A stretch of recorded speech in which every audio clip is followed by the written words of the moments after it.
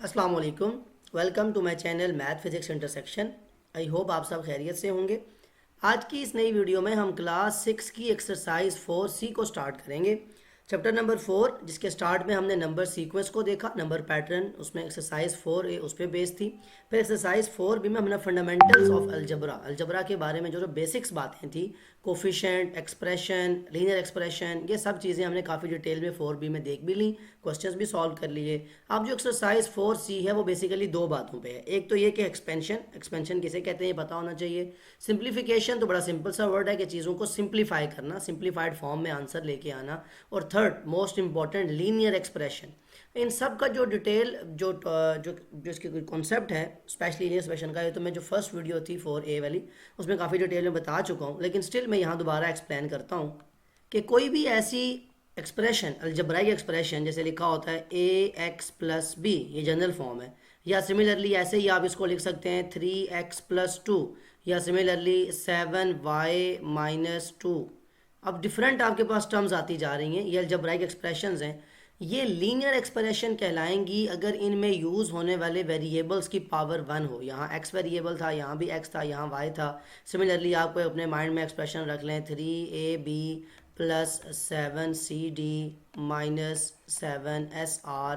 इन सब में जो वेरिएबल भी यूज़ हो रहा है उसके वेरिएबल की पावर क्या है, 1, तो इन्हें कहेंगे लीनियर एक्सप्रेशन। लेकिन अगर कोई ऐसा एक्सप्रेशन हो जैसे लिखा हुआ है 2a² b plus 3b² c, अब इसमें जो वेरिएबल यूज हो रहे हैं ए और बी, इनकी पावर क्या है 2, इट इज़ मोर देन 1, तो इसे हम कहेंगे ये नॉन लीनियर है। ये सबसे इंपॉर्टेंट कॉन्सेप्ट है जो आपको पता होना चाहिए, क्योंकि आपने जब अपने सब टॉपिक पे अपना नाम लिख लिया लीनियर एक्सप्रेशन का, तो फिर आपके माइंड में नेक्स्ट जितनी भी बातें हैं वो क्लियर हो जानी चाहिए कि लीनियर क्या है, नॉन लीनियर क्या है। तो ये तो फर्स्ट कॉन्सेप्ट था आपका जो पता होना चाहिए। ये आप पहले भी एक दफ़ा देख चुके हैं जो स्टार्ट की वीडियो है उसमें, तो इसलिए ये तो बहुत सिंपल कॉन्सेप्ट है, पता है। अब इंपॉर्टेंट चीज़ यहाँ पे ये है कि एक्सपेंशन किसे कहते हैं। एक्सपेंशन जैसे अपने नाम से ही जाहिर है, कोई चीज़ एक्सपेंड करना, कोई चीज़ ओपन करना, किसी चीज़ को बढ़ा देना, इसका नाम एक्सपेंशन है। तो अगर आपके पास एक्सपेंशन करेंगे कैसे आप, कि कोई ब्रैकेट है, अगर लेट सपोज ब्रैकेट के बाहर लिखा हुआ है 2 और अंदर जो लिखा हो अगर कभी 3, तो आप क्या करते थे, सिंपल जो मैथमेटिक्स आपकी क्लास 5 में आपने भी देखी है शुरू के चैप्टर्स के अंदर, तो कि 2 बाय वाला जो है वो 3 से आके मल्टीप्लाई होता है, तो आपका आंसर 2 3 क्या आ जाया करता है 6, क्योंकि ब्रैकेट मीन्स मल्टीप्लिकेशन। तो आपने इसको क्या किया, एक्सपेंड, ये ना ओपन किया। यही काम आप करेंगे अब अलजबरा के अंदर। कैसे कि यही 2 अगर लिखा हो लेकिन अंदर नंबर की बजाय वेरिएबल्स आ जाए, तो अब क्या होगा, bracket again means multiplication, 2x से मल्टीप्लाई होगा तो क्या हो जाएगा 2x। ये बिल्कुल बेसिक बता रहा हूँ। लेकिन अब यहाँ पे इंपॉर्टेंट ये है कि अगर आपके पास नंबर ऑफ टर्म्स एक से ज़्यादा हो जाए तो फिर आप डिस्ट्रीब्यूटिव लॉ अप्लाई करोगे, जो कि आपने प्रीवियस जो चैप्टर नंबर 2 है आपका और चैप्टर नंबर 1 जो है उसमें काफ़ी डिटेल में देखा था एक्सपेंशन करते हुए। डिस्ट्रीब्यूटिव लॉ ये कहता है कि अगर कोई चीज़ ए समझें कोई टर्म है और अंदर आपके पास 2 टर्म्स हैं, तो इनका रूल ये होगा कि पहले ये बाहर वाली टर्म फर्स्ट के साथ मल्टीप्लाई होगी ए बी के साथ, और फिर ये ए जाके सी से मल्टीप्लाई होगा, तो इसको हम लिखेंगे ए बी प्लस ए सी। तो यही टर्म जब हमारे पास यहाँ पे लेट सपोज कोई एग्जांपल के तौर पे हम देखते हैं कि 2 इंटू पहले x था, अब x प्लस 3 हो जाए अगर, तो इसको कैसे सॉल्व करेंगे कि 2 पहले x से मल्टीप्लाई होगा अकॉर्डिंग टू दिस रूल, तो 2x से मल्टीप्लाई हुआ 2x, फिर प्लस का साइन था तो एज इट इज़ रहेगा, 2 3 से मल्टीप्लाई होगा 2 3 6, तो ये आपका आंसर आएगा। इसी को आप कहते हैं एक्सपेंशन और सिंप्लीफिकेशन, दोनों काम आपने कर दिया, एक्सपेंड भी कर दिया। अब सिंप्लीफिकेशन यहाँ तो कोई इतनी सिंपल नज़र नहीं आ रही हमें, लेकिन यही टर्म अगर हमारे पास ऐसी होती कि जिसमें मोर देन वेरिएबल्स हमारे पास लाइक टर्म्स आ जाती, फिर हम उन्हें सिंप्लीफाई भी करते, जो एक्सरसाइज 4B में हम काफ़ी डिटेल में कर चुके हैं। अब अगर एक और पॉइंट है, अगर आपका साइन डिफरेंस हो जाए, मतलब लेट सपोज मैं जब वो क्वेश्चन दे रहा हूँ वो कुछ ऐसा दे रहा हूँ कि आपके पास बाहर -3 है, अंदर आपके पास x-2 है, अब क्या होगा, अब आपको साइन का भी ख्याल करना है, क्योंकि जहाँ कोई साइन ना हो किसका हुआ करता है, प्लस का। तो अब मल्टीप्लिकेशन कैसे होगी कि ये माइनस का साइन जाके प्लस से मल्टीप्लाई होगा, तो प्लस माइनस माइनस हुआ करता है, 3x से मल्टीप्लाई हुआ 3x, फिर ये माइनस आके इस माइनस से मल्टीप्लाई हुआ माइनस माइनस प्लस, 3 2 6। सो ये है बेसिकली एक्सपेंशन का मतलब। सिर्फ इसमें इंपॉर्टेंट क्या है कि आपने साइन का ख्याल करना है और जब आप ब्रैकेट मीन्स मल्टीप्लिकेशन कहते हैं तो फिर ब्रैकेट के अंदर लिखी हुई सारी टर्म्स के साथ बाहर वाली टर्म जो होती है वो मल्टीप्लाई होती है। ये बेसिक था एक्सपेंशन का जो था, मुझे आपको थोड़ा सा एक्सप्लेन कर दिया जाए। अब एक्सरसाइज 4C आपके लिए बहुत ज़्यादा ईजी हो जाएगी, क्योंकि वहाँ आपको या तो एक्सपेंशन करनी है या सिंप्लीफिकेशन करनी है, और अगर कोई अलजबरा का क्वेश्चन आता भी है तो वो तो आप 4B से ऑनवर्ड्स देखते आ रहे हैं। तो दैट मीन्स आपका कॉन्सेप्ट अब क्लियर है 4C को करने के लिए। सो मूव करते हैं क्वेश्चन नंबर 1 की तरफ।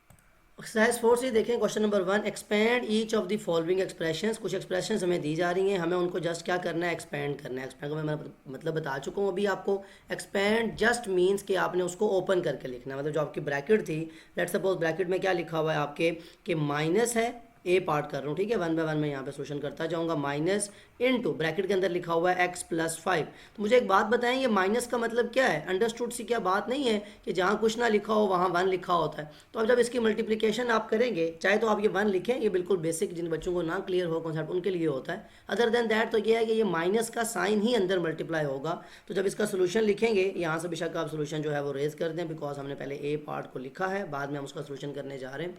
तो अब आप क्या करेंगे कि ये माइनस का 1 अंदर मल्टीप्लाई होगा। तो देखें ज़रा, जब ये इससे जाके मल्टीप्लिकेशन होगी तो -1x से मल्टीप्लाई हुआ, तो क्या ये -1x नहीं आ जाएगा? और सिमिलरली जब ये जाके मल्टीप्लिकेशन होगी इस -1 की 5 के साथ, तो प्लस माइनस माइनस हुआ करता है, 5 1 5 आ जाएगा। एक्सरसाइज 4 में काफ़ी डिटेल में मैं बता चुका हूँ आपको। कभी वेरिएबल के साथ अगर कोफिशिएंट 1 आए तो उसे हम लिखा नहीं करते, तो ये -x -5 रह जाएगा, और यही आपकी एक्सपेंशन का आंसर भी है। सो ये 1 सिर्फ उन स्टूडेंट्स के लिए जिनको कन्फ्यूजन होती है कि यहाँ मल्टीप्लिकेशन किसकी की जा रही है। अगर आप ना लिखना चाहें तो आप बिल्कुल सिंपली इस माइनस के साइन को अंदर मल्टीप्लाई करें, जैसे अगले पार्ट में मैं करवाऊंगा आपको। तो सिर्फ माइनस के साइन को अंदर मल्टीप्लाई करें, 1 लिखने की ज़रूरत नहीं है, आप उसके बगैर भी क्वेश्चन को सॉल्व कर सकते हैं। सो ये था आपका फर्स्ट पार्ट जिसमें आपने सिंपल एक्सपेंशन को देखा। अब देख लें बी पार्ट में आपसे क्या पूछा गया। ओके, बी पार्ट में अगेन -4 इंटू -x। अब आपने क्या करना है कि ये जो माइनस का साइन है ये अंदर मल्टीप्लाई होने जाए। तो मैंने क्या बताया आपको, ये माइनस जब अंदर के इस 4 से मल्टीप्लाई होगा, ये 4 किस चीज़ का है? पॉजिटिव है ना, तो प्लस माइनस माइनस ये 4 एज इट इज़ आ जाएगा। फिर अगेन ये जब माइनस का साइन जाके इस माइनस के साइन से और x से मल्टीप्लाई होगा, सो माइनस माइनस प्लस हो जाया करता है, और ये x एज इट इज़ आ जाएगा, बिकॉज बाहर 1 है ना, 1 किसी भी चीज़ से मल्टीप्लाई हो, इसीलिए मैंने ए पार्ट में 1 लिखवा दिया था और बी पार्ट में नहीं लिखवाया, ताकि आपको दोनों बातों की समझ आ जाएगी। अगर 1 लिखना है तब भी कैसे, और ना लिखें तब भी हमारा आंसर कैसे आता है। सो ये था बी पार्ट। तो बहुत सिंपल है, आपको जस्ट कॉन्सेप्ट को याद रखना है। अगर कॉन्सेप्ट आपका क्लियर है एक्सपेंशन का, तो फिर आप इन क्वेश्चन को कर सकते हैं। अगेन 2 इंटू 3y + 7 क्या करना है हमने? एक्सपेंशन करनी है। एक्सपेंशन हमें क्या बताती है कि जो नंबर लिखा होता है वो पहले फर्स्ट टर्म से मल्टीप्लाई होता है और फिर अगेन सेकंड टर्म से मल्टीप्लाई होता है। तो 2 3 6 हो जाएगा, साथ में y as it is, plus 2 7 क्या होता है? 14। इसी को डिस्ट्रीब्यूटिव लॉ भी आप कहते हैं, और ये आप पहले इससे पहले कर चुके हैं। सो ऐसे आपके पार्ट्स जो हैं उनके आंसर आते जाएंगे सिंपल एक्सपेंशन की फॉर्म में। ओके, नेक्स्ट पार्ट देखें, D part, 8 into 2y - 5। So again solution की फॉर्म में आके क्या करना है आपको? पहले 8 को 2 से मल्टीप्लाई, 8 2 16y। अब मैं वो नहीं लगा रहा, ठीक है, एरोज, क्योंकि आपको याद रखना है अब। और ये माइनस का sign as it is, because बाहर प्लस है तो प्लस माइनस माइनस होता है। 8 5 40। ये आपको अंडरस्टूड सी जो बातें ना अभी से आपने बेसिक बनानी है अपनी, कि आपको ये अंडरस्टूड, मैं दोबारा लिख के बता देता हूँ। वैसे तो ये आपका आंसर आ चुका है 16y - 40, लेकिन आपको पता होना चाहिए कि जहाँ कोई साइन ना हो वहाँ साइन प्लस का है, और यहाँ भी जो साइन ना हो तो किसका होता है? प्लस। तो प्लस प्लस प्लस, और वो हम लिखते नहीं है, अंडरस्टूड सी बात होती है, ये मैं वैसे समझाने के तौर पे लिख रहा हूँ। और फिर प्लस माइनस माइनस, 8 5 40। सो ये जो कुछ बातें ऐसी हैं जो हम बिल्कुल चैप्टर 1 से करते आ रहे हैं, वो अभी तक चैप्टर 4 तक पहुँचते आपको उसकी बेसिक इतनी आ जानी चाहिए कि आप उनको सिंपली ऐसे कर सकें। ई पार्ट देखें, 8 इंटू 3a - 4b। अगेन क्या करना है आपको? मल्टीप्लिकेशन करनी है।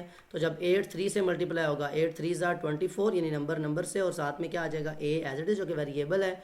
फिर यहाँ प्लस है और यहाँ क्या है? माइनस। प्लस माइनस माइनस, 8 4 32 होता है, और साथ में वेरिएबल क्या आ जाएगा? b, and that is your e parts answer. So बहुत सिंपल फॉर्म है, आपने जस्ट उसको क्या करना है? लिखते जाना है और सॉल्व करते जाना है। एफ पार्ट देखें, अब -3 इंटू c + 6। अब वो बात जो आपसे मैं कह रहा था उस वक्त, कि आपको साइन का जब कोई ऐसा कोई आए जिसमें आपको बाय साइन लिखा हो, मल्टीप्लाई करना हो, अब बड़ा इंपॉर्टेंट है कि आपको ये चीज़ें जो बेसिक्स हैं वो पता हों। जहाँ कोई साइन ना हो, किसका होता है? प्लस का। ओके, तो ये साइन पहले आके साइन से मल्टीप्लाई होगा, यानी प्लस माइनस माइनस हो जाता है, 3c से मल्टीप्लाई होगा, ये नंबर जाके इस नंबर से, तो 3c आ जाएगा। ठीक है, इसका आंसर आप लिख लें। देन आप नेक्स्ट क्या करेंगे, आप चाहें तो इसको रेस करके दोबारा ब्लू से लिखें ताकि आपके पास पता हो गया, आप ब्लू से आंसर लिखते हैं। और 3c, और अब ये माइनस इस प्लस से मल्टीप्लाई हुआ तो प्लस माइनस अगेन माइनस हो जाएगा, और 3 6 क्या होता है 18। तो साइन के जो क्वेश्चन ऐसे जिसमें आए जिसमें नेगेटिव साइन आ जाए, ये आपको बहुत ज़्यादा इंपॉर्टेंट है कि इसमें आपने कंफ्यूज नहीं होना, और आपको मैटर ये करता है कि आपको बेसिक्स रूल पता हो कि प्लस कहाँ लिखा हुआ है और माइनस कहाँ लिखा हुआ है। जी पार्ट देखें, -4 इंटू D-6। अब इन सारे पार्ट्स के अंदर आपको नेगेटिव साइन का ख्याल करना है। अगेन माइनस, और जहाँ डी का साइन ना हो तो प्लस, प्लस माइनस माइनस। अब मैं दोबारा एरो नहीं डाल रहा बिकॉज प्रीवियस पार्ट में मैं डाला था आपको एक्सप्लेन करने के लिए। तो 4d से मल्टीप्लाई हुआ 4d, अगेन माइनस माइनस से मल्टीप्लाई हुआ प्लस, 4 6 24। सो अब आपको समझ आ चुकी होगी कि नेगेटिव साइन के साथ आपको कैसे प्ले करना है और उसको कैसे आपको ख्याल रखना है।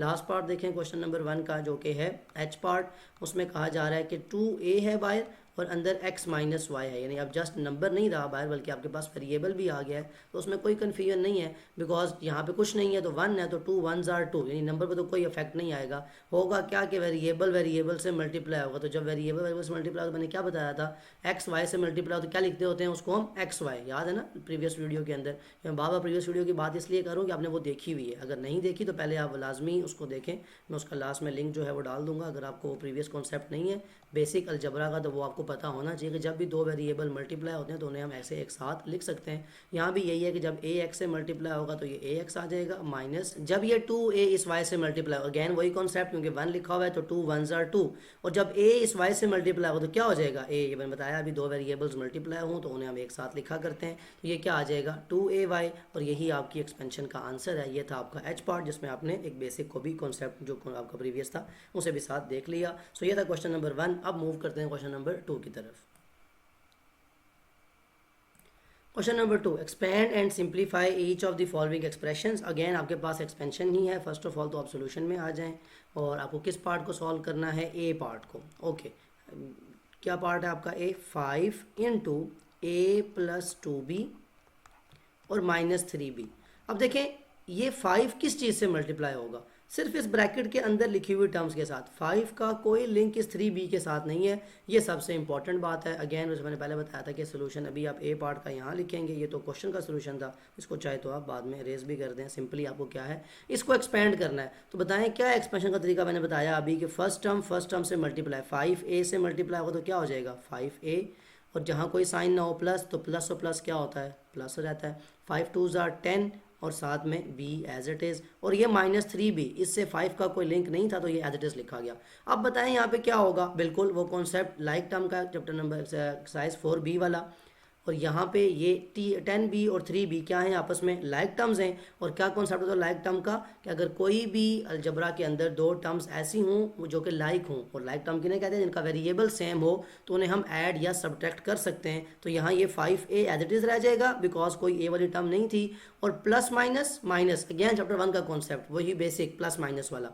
प्लस माइनस माइनस 10 में से 3 जाए तो कितना बचता है 7, साथ में जो वेरिएबल है वो एज इट इज़। साइन किसका आता है हमेशा बड़ी टर्म का, तो 5a plus 7b will be your answer. आपने एक ही पार्ट के अंदर एक्सपेंशन भी की जिसको आप कहते हैं ओपन करना, यानी कोई चीज़ एक्सपेंड करना, वो करके फिर आपने क्या किया सिंप्लीफिकेशन भी की। तो इसीलिए लिखा हुआ था एक्सपेंड एंड सिंप्लीफाई, और यही हमारे सब टॉपिक का नाम भी था कि हमने एक्सपेंशन भी देखनी है और सिंप्लीफिकेशन भी देखनी है। ज़रा बी पार्ट देखें, again 7 into p plus 10q, ये आपके पास फर्स्ट जो है वो ब्रैकेट है, प्लस 2 और bracket open 6p plus 7q। अब आपको इन दोनों को पहले एक्सपेंड करना है और फिर बाद में आपको सिंप्लीफिकेशन देखनी पड़ेगी कि कौन कौन सी लाइक टर्म्स हैं। तो ज़रा 7 को p से मल्टीप्लाई करें, 7p से मल्टीप्लाई हो तो क्या हो जाएगा 7p, ये आप कर चुके हैं आप इतनी कि आपको पता है, प्लस 7 10s are क्या होता है 70 होता है, और साथ में क्या आ जाएगा q। ओके अब प्लस, अब मैं ये एरो डाल नहीं रहा, आपको पता है ना कि 7 पहले p से मल्टीप्लाई होगा, फिर 7 10s are 70 हो जाएगा, अगेन 2 6s are 12 होगा, फिर 2 7s are, तो ये अब आपको क्योंकि प्रीवियस क्वेश्चन आप कर चुके हैं आपको ये पता होना चाहिए। और साइन सारे प्लस के अंदर इसलिए को साइन का आपको इशू नहीं आना चाहिए इस क्वेश्चन में। 2 6s are 12, साथ में p as it is, plus 2 7s are 14, q as it is. Again बताएं लाइक टर्म कौन है 7p और 12p और 70q और 14Q, जस्ट आपको इनको ऐड करना है, आप एक साथ लिखना है, पहले लिख लें। ये आपके पास अपनी चॉइस है कि आप एक स्टेप एक्स्ट्रा कर सकते हैं कि 7P + 12P को एक साथ लिखा ताकि आपको वो एक साथ नज़र आ जाए। फिर 70Q और 14Q जो कि लाइक टर्म्स थी, इनको एक साथ लिखा। ना भी लिखें तो आप डायरेक्ट भी कर सकते हैं कि 7 + 12 क्या होता है, 19, और साथ में वेरिएबल क्या आ जाएगा P, यानी यहाँ से करें या इनको लिख के ऐड करें। सिर्फ ये होता है कि अगर आपके पॉजिटिव नेगेटिव साइन तो फिर आपसे मिस्टेक के होते हैं चांसेस, इसलिए ये वाला स्टेप जो है वो आपको करना बताया जाता है कि ये करें ताकि आपकी मिस्टेक के चांसेस कम हो जाए।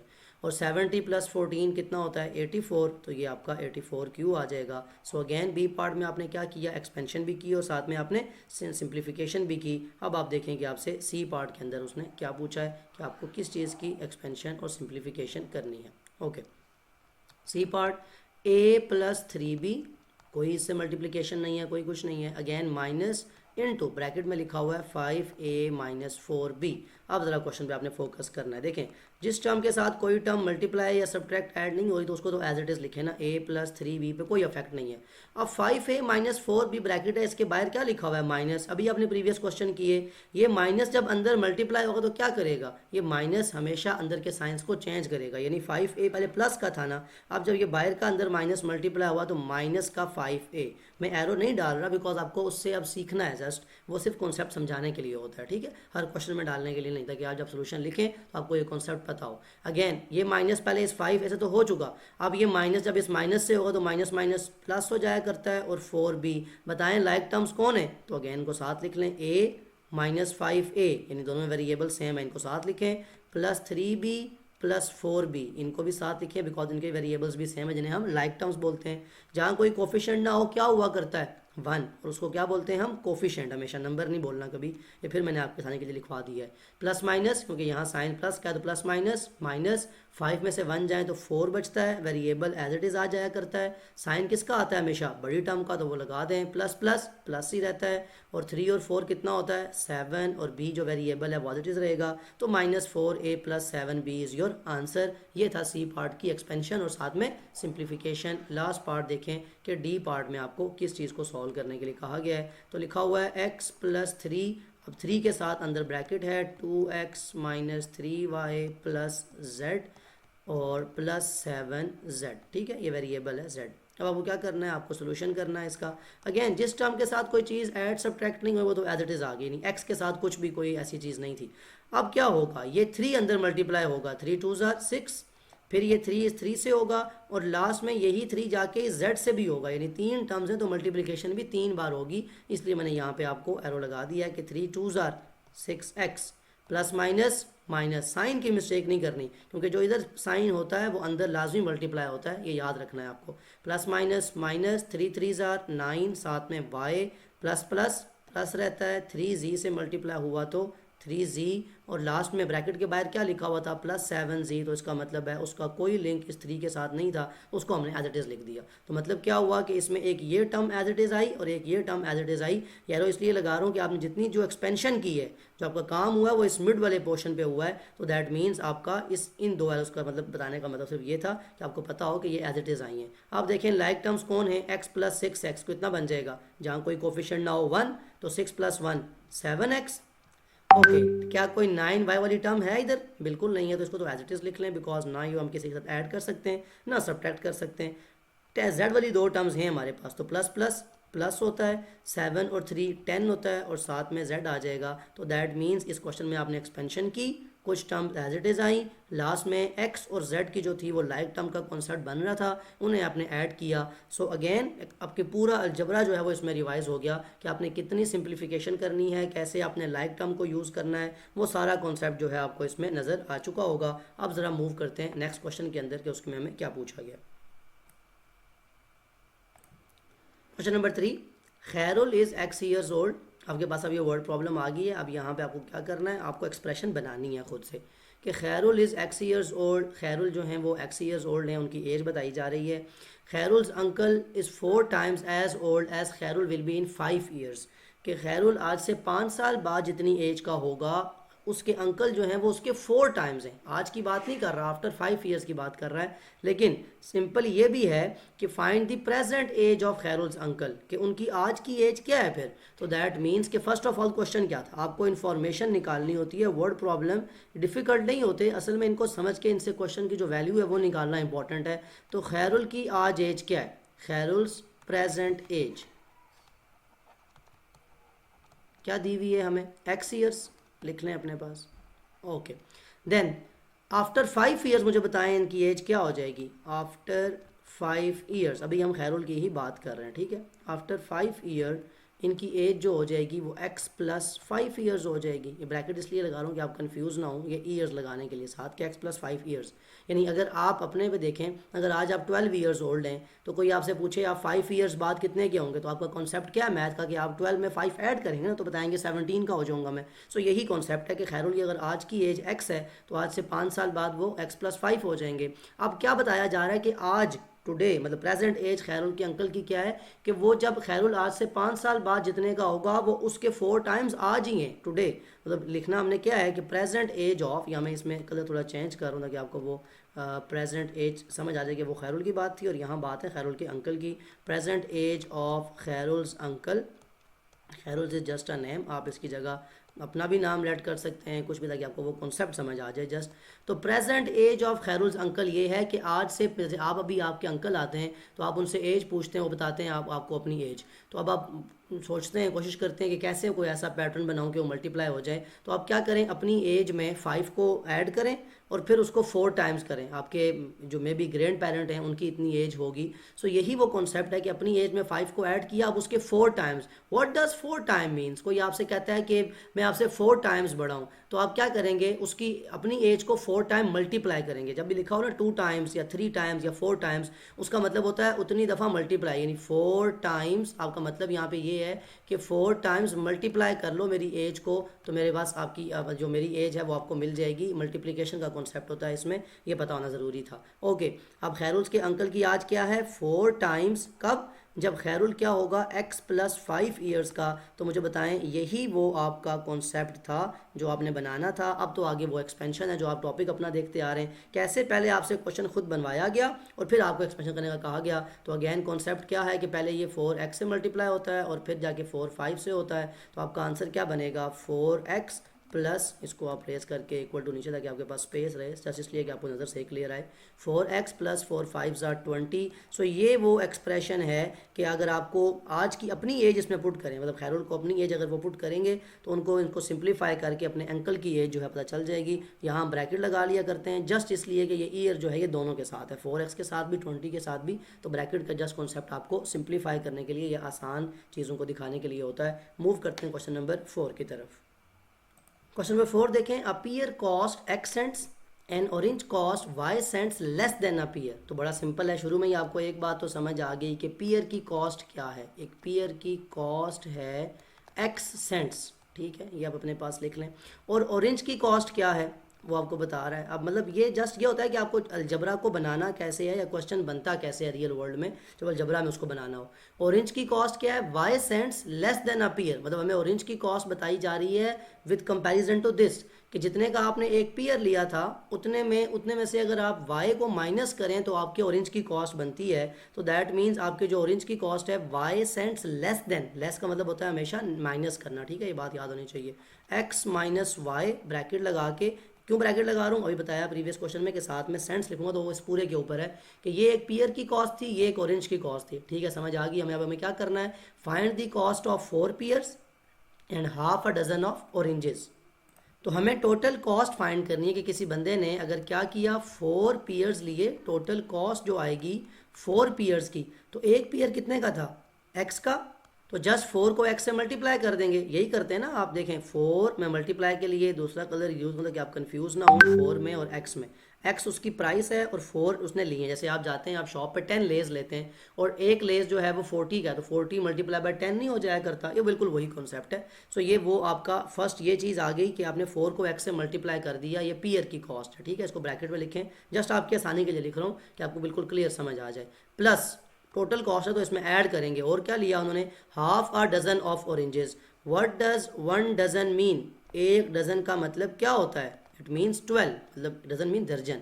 तो 1 डजन मीन 12, तो हाफ डजन का मतलब क्या हो जाएगा? उसका हाफ कर देंगे, यानी डिवाइड बाय 2 कर देंगे। तो 12 डिवाइडेड बाय 2 किसके इक्वल होता है? कटिंग करें ज़रा। 2 1 जार 2, क्योंकि हाफ क्या होता है किसी भी चीज़ का? उसको डिवाइड बाय 2 करना। तो हाफ डजन मीन 6, यानी आपने 6 ऑरेंजेस लिए हैं। तो ऑरेंजेस की प्राइस क्या थी? Into x minus y, और साथ में ये cents as it is, because ये सब के ऊपर है। अब मुझे बताएं ये मल्टीप्लिकेशन जब करेंगे तो आंसर क्या आएगा? मैंने बताया था नंबर जब वेरिएबल से मल्टीप्लाई हो तो उसको जस्ट साथ लिख दिया करता है। प्लस क्या यहाँ पे एक्सपेंशन का कॉन्सेप्ट यूज़ नहीं होगा कि पहले 6x से मल्टीप्लाई हुआ फिर 6y से हुआ? तो ज़रा करें ना, प्लस 6x से मल्टीप्लाई हुआ 6x, plus minus minus 6y से हुआ तो 6y, ब्रैकेट लगा के साथ में सेंट्स लिखें, क्योंकि आपको पता होगा ये सेंट्स सबके साथ चल रहा है। लाइक टर्म है कोई कॉन्सेप्ट? बिल्कुल, इसमें x की टर्म्स लाइक टर्म्स हैं। तो 4 + 6 कितना हो जाया करता है? 10x माइनस 6y को हम ना तो ऐड कर सकते हैं ना सब्ट्रैक्ट, बिकॉज कोई उसकी लाइक टर्म नहीं है, और साथ में सेंट्स, यानी ये वो पूरी आपके पास एक टोटल अमाउंट आ गई 10x माइनस 6y सेंट्स। अब आपको जस्ट अगर पीयर की और ऑरेंज की कॉस्ट पता हो, x और y की वैल्यू पता हो, तो आप जस्ट इसमें पुट करेंगे। ये अब आपने करनी नहीं है मतलब, लेकिन अगर क्वेश्चन वाला आपको दे देता कि let the value of x be this and y be this, तो आप सिंपली इस क्वेश्चन में पुट करते और आप क्या कर लेते, आपके पास टोटल कॉस्ट आ जाती है कि जिस बंदे ने ये खरीदे हैं उसको कितनी कॉस्ट पे करनी पड़ी होगी। तो वर्ड प्रॉब्लम बनाना भी आपको साथ साथ सिखा रहा है कि क्वेश्चन बनता कैसे है, जब बाद में हम उसमें चीज़ें ऐड करते हैं, वैल्यू निकालते हैं, तो वो कैसे निकलती हैं। तो ये था क्वेश्चन नंबर 4। अब आप देखें क्वेश्चन नंबर 5 में आपसे क्या पूछा गया। और क्वेश्चन नंबर 5 देखें आप। Devi bought 7 skirts at $X each, n skirts at $12 each, 2n+1 skirts $15 each and 4 skirts at $3x each. So अब क्या है, आपको एक वर्ड प्रॉब्लम दी जा रही है जिसमें एक देवी गर्ल का नेम है, वो गई कहीं शॉपिंग करने, उन्होंने डिफरेंट स्कर्ट्स ली और हर स्कर्ट की प्राइस अलग है, मतलब 7 स्कर्ट्स उन्होंने शुरू में ली। ये आप इस कॉन्सेप्ट को समझने के लिए ब्रेक डाउन कर सकते हैं अपने ऑन पे लेके आगे। लेट सपोज आप जाते हैं कहीं शॉपिंग करने और आपके स्कूल में कोई फंक्शन हो रहा है, इस तरह लेके चलते कि आपको क्वेश्चन को कॉन्सेप्ट समझाना मकसद है बेसिकली। जैसे एग्जांपल दे रहा हूँ कि आपके स्कूल में कोई फंक्शन था, आपने शॉपिंग करनी है, आप गए, आपको ये मतलब स्कूल ने कहा था कि आप ये काम करेंगे, तो आपने जाके 7 शर्ट्स ली। मैं स्कर्ट की जगह शर्ट का वर्ड यूज़ कर रहा हूँ आपको समझाने के तौर पे, कि 7 शर्ट आपने ली, उसकी हर एक की प्राइस इतनी थी, ये क्लास 1 के लिए थी, इनका साइज़ ये था, इसलिए इनकी प्राइस ये, और आपने 7 ली। फिर आप क्लास 2 के लिए आपने n स्कर्ट्स ली और उनकी प्राइस ये थी, फिर 2n+1 शर्ट ली, उनकी प्राइस ये थी, ये क्लास 3 का था। कि मतलब डिफरेंट क्यों हो रहा है कि या तो उनका साइज़ चेंज हो रहा होगा या उनका कोई शेप, मतलब कुछ ना कुछ उनमें डिज़ाइन चेंज हो रहा है कि उनकी प्राइस भी चेंज हो रही है, और वो डिफरेंट मतलब पहले 7 ली गई, फिर n, फिर 2n+1, फिर आपके पास लास्ट में 4, और आपकी प्राइस भी कहीं तो नंबर की फॉर्म में है जैसे यहाँ पे, कहीं वेरिएबल की फॉर्म में है। तो जस्ट आपको अलजबरा का वो कॉन्सेप्ट समझाना मकसद है कि आप क्वेश्चन को कैसे बना सकते हैं। और लास्ट में कहा जा रहा है कि find the total cost of skirt she bought, कि टोटल कॉस्ट क्या होगी। तो मुझे बताएं, अगर आप कभी शॉपिंग पे जाते हैं, आप डिफरेंट चीज़ें खरीदते हैं, तो टोटल कॉस्ट क्या होती है? एंड पे उन सब चीज़ों की प्राइस को ऐड करने से हमें क्या मिल जाता है? हमें अपनी टोटल कॉस्ट मिल जाया करती है। तो यही हम भी करेंगे कि पहले उन्होंने शुरू में कितनी स्कर्ट्स ली थी? 7 स्कर्ट्स ली थी, और हर एक की प्राइस कितनी $X थी। तो मैं मल्टीप्लाई के लिए ना दूसरा ज़रा कलर यूज़ करके आपको कन्फ्यूज़न ना हो ज़रा भी, मैं दूसरा कलर यूज़ कर रहा हूँ, डॉलर का साइन लगाया और साथ में x, तो इसको ब्रैकेट में रखा ताकि आपको कन्फ्यूजन ना हो। कि जो पहली शॉपिंग की गई वो 7 स्कर्ट्स खरीदी गई और हर एक की प्राइस $X थी। ये आपका पहला कॉन्सेप्ट आ गया। इसमें ऐड करना है किसको, कि फिर कितनी स्कर्ट्स खरीदी गई हैं, फिर n स्कर्ट्स खरीदी गई हैं, ठीक है। मल्टीप्लाई करें, इसकी प्राइस क्या थी? इन n स्कर्ट्स की प्राइस $12 थी, ठीक है, ये भी हमने लिख दिया। ये हमारी सेकंड शॉपिंग हो गई, इसकी प्राइस को भी हमने ऐड कर लिया। प्लस फिर हमने कितनी स्कर्ट्स खरीदी हैं? फिर हमने खरीदी हैं 2n+1 स्कर्ट्स, और इनकी प्राइस क्या थी? $15। तो इसको मल्टीप्लाई करें, और किससे करना है? $15 से, यानी ये इनकी प्राइस थी जो हमने खरीदी है। लास्ट में फिर ऐड करें और ब्रैकेट लगा लें। अब आपके पास 4 स्कर्ट्स खरीदी गई हैं और 4 स्कर्ट्स की प्राइस क्या थी? $3x। ये भी आप लिख लें, ये आपके पास पूरा कॉन्सेप्ट आ गया। अगेन ज़रा क्वेश्चन को देखें, ये वो पहली शॉपिंग 7 स्कर्ट्स इतने पे, ठीक है, n स्कर्ट्स $12 पे, वो ये लिख दी, 2n+1 स्कर्ट 15 पे, वो हमने ये लिख दिया, और लास्ट में 4 स्कर्ट $3x पे। तो सारी हमने जो है वो चीज़ें जो हमने खरीदी हैं उनको हमने यहाँ लिख दिया। अब जस्ट हमें क्या करना है, इन चीज़ों को सॉल्व आउट करके चेक करना है कि हमारी टोटल कॉस्ट क्या आई होगी। तो बताएं, जब मल्टीप्लिकेशन होती है तो कैसे होती है? ये डॉलर का सिंबल है ना, वो तो शुरू में आ जाएगा क्योंकि शुरू में लगता है हमेशा। 7x से मल्टीप्लाई होगा। क्या मैंने कॉन्सेप्ट बताया हुआ है वेरिएबल का, कि जब भी वेरिएबल किसी टर्म से मल्टीप्लाई हो, 3 × a क्या बन जाया करता है? 3a। सो वही काम यहाँ पे होगा, 7x से मल्टीप्लाई हुआ तो 7x एज इट इज़, ठीक है। प्लस ये डॉलर का सिंबल अगेन शुरू में, 12 n से मल्टीप्लाई हुआ, 12 नंबर है, n वेरिएबल है एज इट इज़, प्लस यहाँ कॉन्सेप्ट यूज़ होगा जो हम 4c में देख रहे हैं। क्या कॉन्सेप्ट देख रहे हैं हम? एक्सपेंशन का, कि 15 पहले जाके 2n से मल्टीप्लाई होगा, फिर 15 आके इस 1 से मल्टीप्लाई होगा। सो ये कॉन्सेप्ट था जो इस क्वेश्चन में आपको इन सारी बातों के अंदर याद रखना था, और जिसको आपको 4c में आप जिसको लेके चल रहे हैं कि 15 2 कितना होता है, पहले डॉलर का साइन शुरू में लिख लें, 15 2 30 होता है, और साथ में ये n एज इट इज़ आ जाएगा। ओके, प्लस 15 1 कोई भी चीज़ 1 से मल्टीप्लाई हो तो एज इट इज़ आ जाया करती है, तो डॉलर 15 1 से और 15 एज इट इज़ आ गया। ओके, लास्ट में प्लस डॉलर का सिंबल एज इट इज़, 4 3 से मल्टीप्लाई हुआ तो क्या होता है, 4 3 12, और साथ में क्या आ जाया करता है, x। सो ये आपकी प्रॉपर मल्टीप्लिकेशन होगी कि आपने हर चीज़ को अपने सिंबल के साथ देख के मल्टीप्लिकेशन कर ली। अगर आप फोकस करें तो क्या चीज़ ऐसी है जो इन सब में मतलब रिपीट हो रही है, वो डॉलर का सिंबल है। तो क्यों ना मैं उसको कॉमन लेके बाहर लिख दूँ ताकि मुझे वो कंफ्यूज ही ना करे। अब मेरे पास क्या रह गया, मेरे पास रह गया 7x, लेकिन मुझे नज़र आ रहा है कि एक 7x यहाँ है, एक 12x यहाँ है, तो क्यों ना इन लाइक टर्म्स को मैं एक साथ लिख लूँ। बिल्कुल वही कॉन्सेप्ट सिंप्लीफिकेशन वाला, मैंने साथ लिख लिया। फिर ये 12n और 30n ये तो ऑलरेडी साथ लिखे हुए हैं, डॉलर का साइन बाहर जा चुका है, ठीक है, अब उसको मैं बार बार नहीं लिख रहा। प्लस साथ में क्या आ जाएगा, 30n एज इट इज़, और लास्ट में क्या बच गया, 15, बिकॉज डॉलर का साइन बाहर जा चुका है और 15 के साथ कोई वेरिएबल नहीं था तो एज इट इज़ लिखा गया। सिंप्लीफिकेशन क्या बताती है हमें कि हम लाइक टर्म को ऐड या सब्ट्रैक्ट कर सकते हैं। यहाँ तो कोई कॉन्सेप्ट ही नहीं है, यहाँ सब कुछ ऐड ही करना है, हमें सब्ट्रैक्ट का कॉन्सेप्ट नहीं है। तो 12 + 7 कितना हो जाएगा, 19x, प्लस 12 + 30 कितना हो जाएगा, 42n, और लास्ट में क्या आ जाएगा, 15। डॉलर का सिंबल बाहर यानी सब डॉलर लगा हुआ है, ये आपका आंसर है। अब आपको क्वेश्चन बनाया है आपने, यानी ये आपने कोई एक ऐसी रियल वर्ल्ड प्रॉब्लम देखी, और ऐसा होता है आप जाते हैं, आप लेट सपोज 4 बहन भाई हैं, अब आप गए आपने अपनी अपनी अलग शॉपिंग की, तो लास्ट में घर आके आपको उनको ऐड करना, तो ये तरीका यूज़ करेंगे ना आपने कि छोटे भाई ने क्या लिया उसको उस चीज़ों से मल्टीप्लाई करें उसकी प्राइस को, फिर आपने जो उससे बड़े हैं उससे, मतलब इस तरह करते करते, तो ये रियल वर्ल्ड कॉन्सेप्ट है, ऐसा होता है रियल मतलब आपके जो आप ज़िंदगी गुजार रहे हैं इसमें रियल लाइफ एग्जाम्पल है ये, कि आप ऐसे ही चीज़ों को लेके चलते हैं। तो एंड पे अब आपके पास अगर x और n की वैल्यू पता हो ना, तो आप टोटल चीज़ निकाल सकते हो कि डॉलर में कितने एक्सपेंसेस आए थे देवी के जो उन्होंने ये सारा कुछ खरीदा था। सो यहाँ आगे कॉन्सेप्ट जो है क्वेश्चन नंबर 5 तक आपका ये कंप्लीट हो रहा है। नेक्स्ट जो क्वेश्चन है वो नेक्स्ट वीडियो में हम देख लेंगे, जो क्वेश्चन नंबर 6 7 8 9 है एक्सरसाइज 4c के। आई होप आपको सारा कॉन्सेप्ट जितना भी है वो क्लियर हो चुका होगा। अब यहाँ पे कुछ बातें ऐसी हैं लाइक टर्म के लिहाज से और अलजबरा के लिहाज से, बेसिक जो आपको अलजबरा को लिखना कैसे है। सो आई होप कि आपने वो प्रीवियस वीडियो देखी हुई है और आपको वो चीज़ क्लियर है। अगर नहीं तो मैं लास्ट में बताया था आपको मिड में भी वीडियो के, कि मैं लास्ट में लिंक जो है वो प्लेस कर दूँगा ताकि आपको वो चीज़ वहाँ से मिल जाए और आप उसे आराम से डिटेल में देख सकें। सो आई होप कि आपको सारा कॉन्सेप्ट और जो बातें हैं वो समझ आ चुकी होंगी। स्टिल कोई क्वेश्चन अगर आपका हो तो कमेंट में ज़रूर मेंशन कर सकते हैं। Take care of yourself. अल्लाह हाफ़िज़।